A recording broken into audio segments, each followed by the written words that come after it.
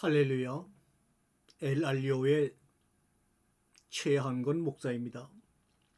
오늘 지금 이 방송을 하는 동안 대설주의보가 전국적으로 내려서 많은 눈이 밤새 내렸고 지금도 눈들이 내리고 있습니다. 이럴 때 우리가 도로를 보게 되면 제설제를 뿌리는 차들이, 눈을 치우는 차들이 고속도로를 비롯해서 중요 도로에 분주하게 왔다 갔다 합니다. 이 제설제를 뿌리게 되면 녹는점이 낮아져서 눈들이 빨리 녹아서 얼음으로 변화되는 것을 방지하고 차량의 미끄럼을 방지한다고 알고 있습니다. 이 제설제가 언제 만들어졌는가 궁금해서 찾아보니 미국에서 자동차 대량 생산 이후에 겨울에 눈 때문에 생기는 자동차의 미끄럼을 방지하기 위해 개발한 것이 염화칼슘 CaCl 제설제라고 나와 있습니다. 그러면 제설제를 어떻게 만드느냐? 이것은 바닷물을 정제하여 그 제설제 염화칼슘을 만든다고 하는 것입니다. 바닷물을 가지고 염화칼슘 제설제를 만드는데 문제는 뭐냐? 염화칼슘 제설제를 만들고 나니까 그 부산물로 찌꺼기로 염화나트륨 NaCl이라고 하는 염화나트륨이 엄청나게 많이 생기는 겁니다. 이 염화나트륨이 소위 우리가 말하는 소금입니다. 이 염화나트륨 부산물을 처리하려고 하니까 오히려 만드는 비용보다 돈이 더 많이 드는 것을 알고 그 당시 이것을 생산하는 공장과 주변 사람들이 머리를 맞대고 연구해서 이 염화칼슘 제설제를 만들고 남은 찌꺼진 염화나트륨을 처리하려도 많은 비용과 어려움이 드니 이것은 따지고 보면 소금이나 마찬가지니 이것을 순백의 오염물질이 전혀 없는 불순물이 전혀 없는 순선 소금 정제염이라고 하면서 광고하고 판매하기 시작했습니다.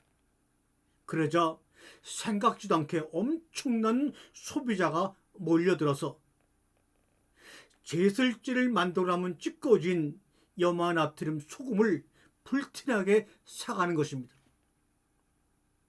그 전까지는 바다의 천일염이나 암염을 먹었는데 불순물이 전혀 없는 깨끗한 소금이라고 하니까 사람들이 거기에 몰두하고 광고에 속아서 정제염이라는 것을 먹기 시작했습니다. 우리나라도 지금 먹고 있는 거의 대부분의 소금은 바로 이때 만들어진 제설제 찌꺼진 정제염을 좋은 불순물이 없는 소금이라고 우리들도 지금 먹고 있습니다. 그로부터 30년이 지나는 동안 미국인들 가운데 성인병이 폭발적으로 증가하기 시작하자 미국 상원에서는 그 원인을 조사하기 시작했습니다. 그런데 수년이 지난 다음에 그 원인으로 세 가지 순백이라는 것이 지목되었습니다. 순백의 설탕, 순백의 밀가루, 순백의 소금, 이 세 가지를 과다 섭취한 것이 원인으로 지목되었던 것입니다. 여러분도 알다시피 순백의 설탕이나 밀가루나 소금보다는 통밀, 현미, 천일염, 다시 말하면 미네랄이 섞인 것을 먹어야지만 건강한 자연스러운 몸을 유지할 수가 있는데 보이지 않는 이 미네랄이 사람의 건강을 연결하는 고리였던 것입니다. 그런데 염화나트륨 정제염을 소금이라고 말해서 팔면서 천일염 속에 들어있던 미네랄을 불순물이야 라고 한 것입니다. 이 미네랄은 불순물이야. 그 불순물을 제거하고 순수하고 순백한 소금. 그래서 그 당시 천일염보다 몇 배 비싼 가격에 제설제의 찌꺼기를 소금으로 팔았던 것입니다. 그러나 지금은 정제염보다 천일염이 더 비싸지요. 미네랄이 불순물이라 공부한 세대들은 그것들을 완벽하게 제거해야 된다고 믿었습니다. 그래서 순백색의 설탕, 순백색의 밀가루, 순백색의 소금을 만들어야 된다고 공부했습니다. 그러다가 상원이 보고서를 내자 이미 정제음으로 큰 돈을 번 회사들이 이 정제음을 포기할 수 있었겠어요? 포기할 수가 없죠. 그래서 대안으로 내놓은 것이 짜게 먹지 않으면 된다. 이 말은 뭐니까 정제염에 한해서만이 해당되는 겁니다. 우리가 아는 천일염이나 안염에 해당되는 말이 아닙니다. 제설지를 만들고 남은 그 찌꺼기로 만든 그 정제염에 한해서만 짜게 먹지 않으면 안 된다고 얘기한 것이지, 천일염까지도 짜게 먹지 않으면 안 된다고 말하는 것이 아닌데도 우리들은 지금 천일염까지 그 이야기를 확대해서 해석했습니다. 무슨 말입니까? 로비가 성공한 결과죠. 이것을 소금을 적게 먹으면 돼라고까지 확장해서, 소금은 천일염까지도 적게 먹으면 돼라고 확장해서 적용해서 문제가 생긴 것입니다. 그냥 정직하게 한마디로 미네랄 섞인 소금을 먹으면 돼, 이 한마디면 끝나는데, 짜게 먹지 마, 적게 먹어야 돼, 돈과 로비와 권력이 서로가 뒤엉켜가지고 이렇게 많은 대다수의 사람들을 속였습니다. 이렇게 마무리가 되어 지금까지 아주 바른 건전한 상식으로 많은 전문가들이 대단한 것을 아는 것처럼 속고 있는 그 진리와 상식을 텔레비전에서 막 우리들에게 쏟아댑니다. 우리에게 영향을 미치고 있습니다. 그러므로 우리가 살아가면서 삶의 진실을 알려면 사실은 현재에서 몇 단계 거슬러 올라가야 알 수가 있습니다. 미네랄 없는 소금은 아무 짜게도 소용없어 길가에 버려야 돼. 소금이 소금의 역할을 못하면 길가에 버려 밟히게 돼. 이것을 과학적으로 말하면 미네랄 없는 소금은 아무 짜게도 소용이 없어 길가에 버려야 돼, 이 말이라고 할 수 있지 않을까요? 그런데 반대로 순백의 정제염이 더 좋다고 강구합니다. 돈의 승리, 자본의 논리가 이긴 것입니다. 바리새인과 세두개인들에게 세뇌당한 종교인들과 그 당시 이스라엘 백성들, 이 땅의 기독교인들, 이것은 기존 종교의 교리가 교리를 뒷받침하는 자본의 승리입니다. 그렇다면 복음은 불순물 섞여있는 소금을 짜게 먹어도 된다고 말하는 겁니다. 다시 말하면 참된 복음은 미네랄이 섞여있는 소금을 짜게 먹어도 돼. 너희가 불순물이라고 찌꺼기라고 버리라고 하는 그 불순물은 미네랄이야. 그러므로 미네랄이 섞여있는 소금은 짜게 먹어도 된다고 이야기해 주는 것이 복음입니다. 그런데 미네랄을 섭취하기 위해서는 보이지 않는 먼지와 흙을 받아들일 용기와 지식이 필요합니다. 그래서 교리에서, 교주에서, 율법에서 복음으로 건너오기가 너무나 쉽지 않은 것입니다. 예수님이 전한 복음은 창세기 1장 3절에 하나님이 이르시되 빛이 있으니 빛이 있었고, 그리고 4절과 5절에 보면 한 빛이 하나님이 보시기에 좋았더라 하시면서 하나님이 그 보시기에 좋은 빛을 빛과 어둠으로 나누사, 이렇게 말씀하는 말씀이 나오죠. 하나님이 빛을 낮이라 부르시고 어둠을 밤이라 부르시니 저녁이 되고 아침이 되니 이는 에하드 첫째 날이요 에하드 옴. 3절의 빛을 빛과 어둠으로 나누시기 전에 이미 하나님은 그 빛을 보시기에 좋았더라 라 토부라고 고백했습니다. 어둠이 섞인 빛을 분리해내니 빛과 어둠으로 분리된 겁니다. 이게 바로 창세기 1장 2절의 모습이기도 합니다. 땅이 혼돈하고 공허하며 흑암이 깊음 위에 있고 하나님의 영은 수면 위에 운행하시느니라. 혼돈과 공허와 깊음과 하나님의 영이 함께 섞여서 공존하는 모습이 2절의 모습입니다. 여기서 시작하는 것입니다. 모든 창조의 과정이. 천지는 완전하나 그 천지가 건곤으로 나뉘어지면서 이 말은 빛이 빛과 어둠으로 나누어지는 것과 같은 표현이 아닐까 싶습니다. 그런데 우리 인간들은 나 스스로만 살려고 합니다. 빛 가운데서만 살려고 합니다. 그러려면 빛 안에서만 살아가야 합니다. 그런데 빛 안에는 아무것도 섞이지 않은 순수한 빛입니다. 그런 빛 앞에 설 자는 아무도 없습니다. 오히려 그 순수한 빛 안에서는 아무것도 볼 수가 없습니다. 태양빛도 8일 동안 지구를 향하여 와서 우리와 지구에 비치는 것입니다. 만약 빛이 8일 동안 오는 과정이 없고 순간적으로 온다면 지구는, 우리는 어떻게 생존할 수 있을까요? 전혀 생존할 수가 없습니다. 태양빛이 즉시 비추면 지구는 완전히 타서 소멸되어 버릴 것입니다. 생명체가 존재할 수가 없습니다.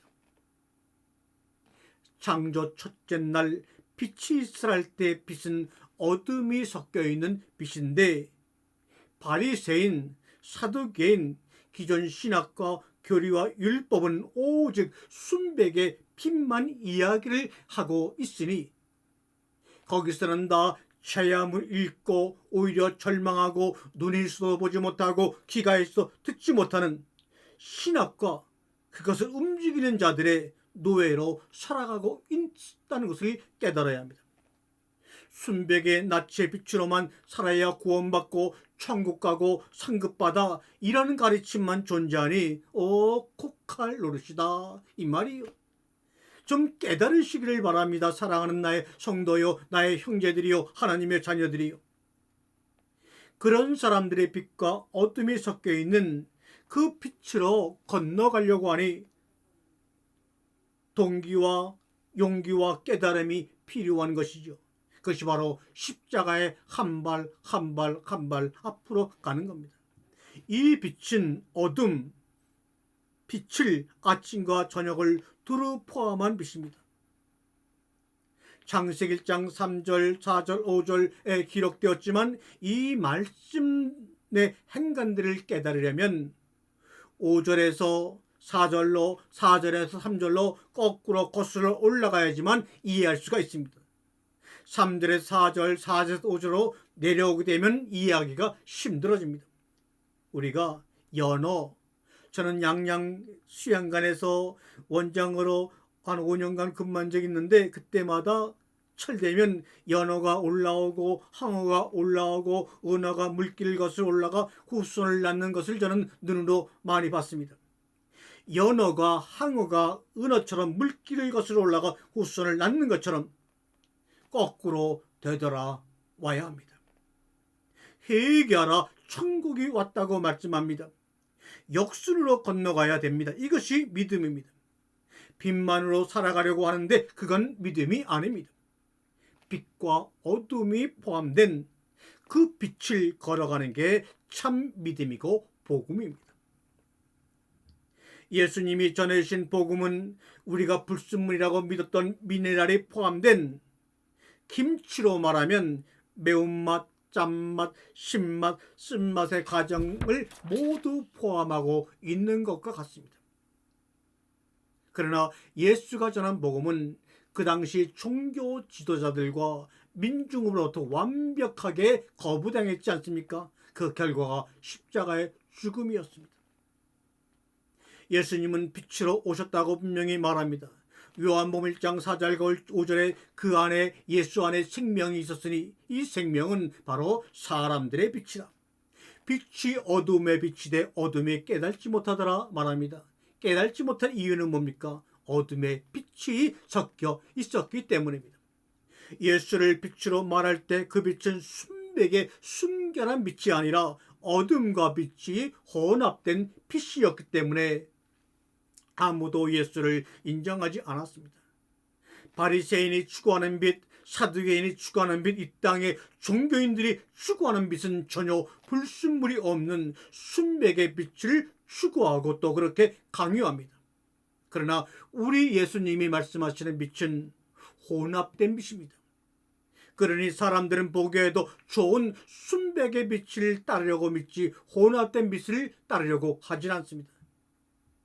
빛은 생명과 어둠, 선과 악이 혼합된 것입니다. 고린도 13장에서 바울이 말하는 사랑은 사실 순백한 빛으로 본 염화나트륨의 사랑입니다. 여러분, 바울이라고 무조건 다 대단하다, 흠이 없다 생각하면 안 됩니다. 고린도 13장에서 말하는 그 사랑은 제가 볼 때 염화나트륨의 사랑입니다. 미네랄이 빠진 사랑입니다. 왜요? 그도 역시 유대인이요, 유대교요, 바리새인 중에 바리새인이었기 때문에 그렇게 말할 수밖에 없었을 것입니다. 우리는 거기에다가 미네랄이 섞인 어둠과 빛이 섞인 그 모습으로 고린도 13장을 보아야 합니다. 사랑의 속성 중 좋은 것만 있겠습니까?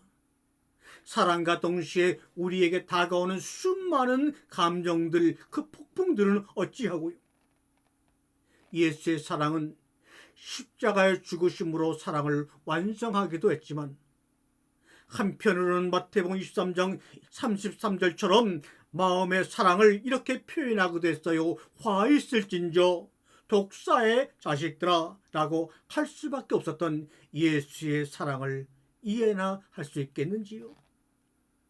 빛을 잘못 인식한 자들은 친구들과 어울리지 못하고 기껏해야 교인끼리 끼리끼리 살아가는 것을 벗어나지 못합니다. 자기 교회끼리만, 교단끼리만 살아가는 것을 만족합니다. 어떻게 순백의 빛만 가지고 살 수 없습니다. 그런 빛만 가지고 살겠다는 것은 완벽의 길을 추구하는 인간들의 처절한 교만입니다.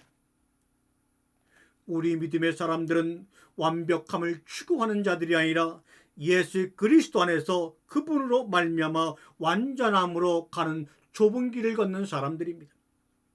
빛과 어둠이 섞여 있으면 그게 바로 완전함입니다.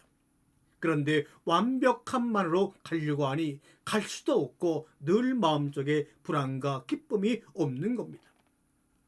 다 섞어서 먹고 어울러져 사는 게 복음이라고요. 그런데 우리는 처음부터 잘못 배웠습니다. 마태복음 1장 25절에 아들을 낳기까지 마리아가 동침하지 아니하더니 나음의 이름을 예수로 하니라.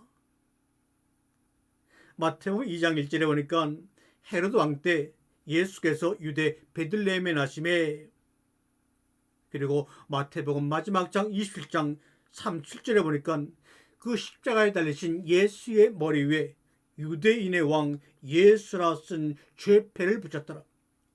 헤로드 왕과 유대인의 왕이 동시에 크로즈됩니다. 2절에서는 헤롯 왕이 나오고 마태복음 마지막 장에서는 유대인의 왕 예수가 크로즈됩니다. 세상의 왕 헤롯과 하늘나라의 왕 예수가 동시에 보여집니다. 왕이 둘이 나오는 거죠. 헤롯 왕과 유대인의 왕 예수. 유대 왕이 헤롯에서 예수로 바뀌었다는 것을 크로즈합니다. 헤롯 왕은 기름 부음을 받은 왕이 아니었습니다. 그러므로 기름 부음을 받지 않았기 때문에 그는 진짜 같으나 가짜 왕입니다. 그 가짜 왕이 금빛 찬란한 엄청난 성전을 이스라엘 백성들에게 만들어 주지 않았습니까? 솔로몬의 성전보다 수십 배나 더 큰 웅장한 헤롯 성전을 백성들에게 지어 주었습니다. 가짜 왕임에도, 가짜 왕인 줄 알고 있음에도 엄청난 화려한 성전을 보고 믿는 사람들이 헤롯을 왕으로 인정해 주었습니다. 성전 하나 지어줌으로, 성전 하나 웅장하게 지음으로 가짜 왕에서 졸지에 진짜 왕으로 헤롯이 바뀌었습니다. 그러나 그 AD 70년에 로마의 탄압으로 그 헤롯 성전은 완전히 주춧돌 하나 남지 않고 파괴되었습니다. 그 파괴된 성전과 함께 헤롯은 역사 속으로 사라지고 망각되었습니다. 그러나 기름 부음을 받으신 우리 예수님은 그 화려했던 그 성전을 정하기를 원했고 전국에는 로마 제국에 의해 완전히 헤롯 성전이 파괴되었습니다. 예수는 처음에는 왕으로 오시지 않았습니다. 그냥 빛으로 오셨습니다. 그 빛으로 세상의 모든 이치를 설명해주고 가셨습니다. 그리고 기름 부은 진짜 유대인의 왕이 되었습니다. 진짜 왕 예수는 십자가와 함께 사라집니다. 그러나 사람들은 가짜라도 좋아 아름답고 웅장한 성전에 들어가 예배를 드리고 싶어 합니다. 십자가의 자리에서 버림받은 십자가의 자리에서 예배를 드리고 싶어 하지 않습니다. 버림받은 자리, 십자가의 자리에서 예배 드리는 것이 바로 몸된 성전 안에서 주님과의 교례입니다. 이것이 바로 로마서 12장 1절 그 말씀입니다. 아름답고 웅장한 성전에서 예배를 드리는 자들과 십자가의 자리에서 버림받은 자리에서 예배를 드리는 이 두 성전에서 예배를 드리는 자들이 끊임없이 지금까지 싸우고 있기에 이 땅에 평화가 없는 겁니다. 진짜 왕에게 예배를 드리러 갔던 십자가 앞에 죽음의 자리에 예배를 드리러 갔던 그 당시에 사람들, 아름답고 화려한 성전에서 예배드리길 원합니까? 그래서 기름 부음 받지 않은 그가 왕처럼 지어준 그 성전에서 예배드리기를 원합니까?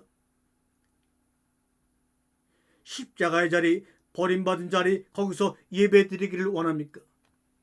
선택하십시오. 그러나 그 선택이 결코 쉬운 선택은 아닐 것입니다. 그동안 순수한 빛만 먹어서, 단맛만 먹어서 그 반대쪽에 있는 매운맛, 짠맛, 신맛, 쓴맛을 내 의지로 스스로 선택할 수가 없는 거지요.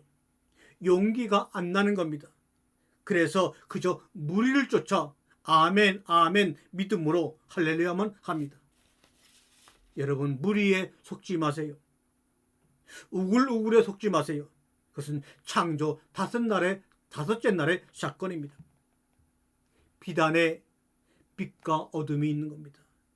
이게 바로 내 모습이고 하나님의 모습입니다.